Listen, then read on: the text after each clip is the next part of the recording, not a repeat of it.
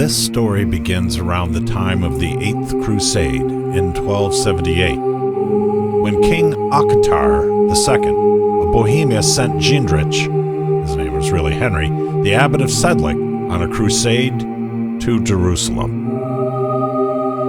Upon his return, Henry brought soil from Golgotha, the site of the crucifixion of Jesus, and spread it in this cemetery. Centuries later, in 1511, a half-blind monk moved the bones from the graveyard into an ossuary below the chapel. But it wasn't until the 19th century when František Rindt, a carpenter, arranged the bones into sculptures.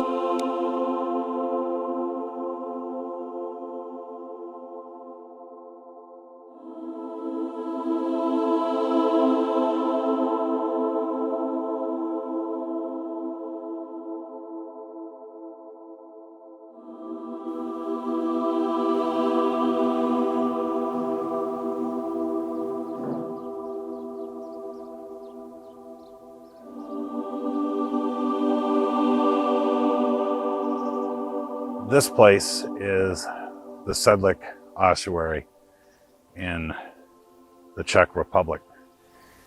And it's said to contain the most remarkable collection of human bones in the world. The amazing thing about this place is about who made it and what were they thinking. This place got its start by the Cistercian monastery in the 1100s.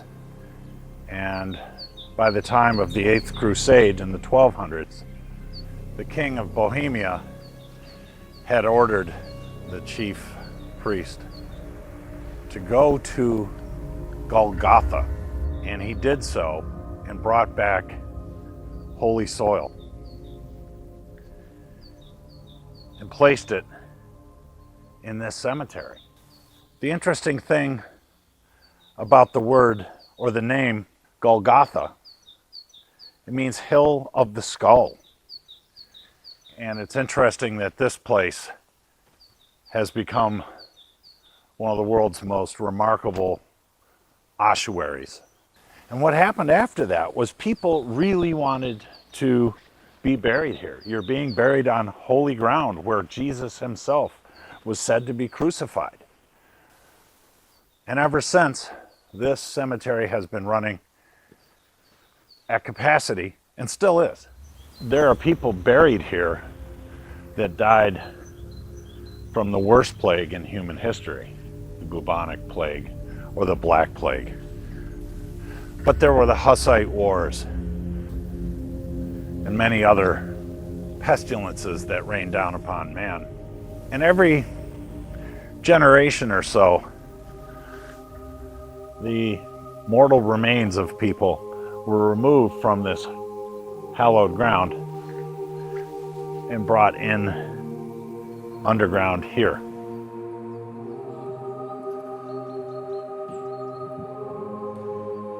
And that's when the work on the bones began, starting with the half-blind monk, and then centuries later, Rindt, who arranged them into sculptures. But for me, probably the biggest thing that hit me when touring this place was that each of these skulls and bones has a real story behind it. It was somebody's son, somebody's daughter, mother, father, friend.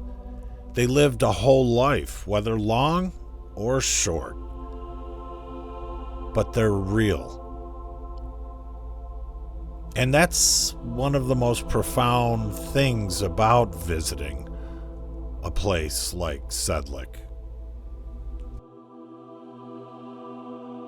And right now, they're having to sink millions of dollars into stabilizing the foundations on this holy site.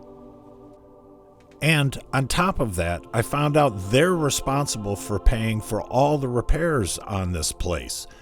No one chips in, no one gives them government money. They have to pay for it all themselves, and that money has to be raised from tourism. And I thought that should be noted.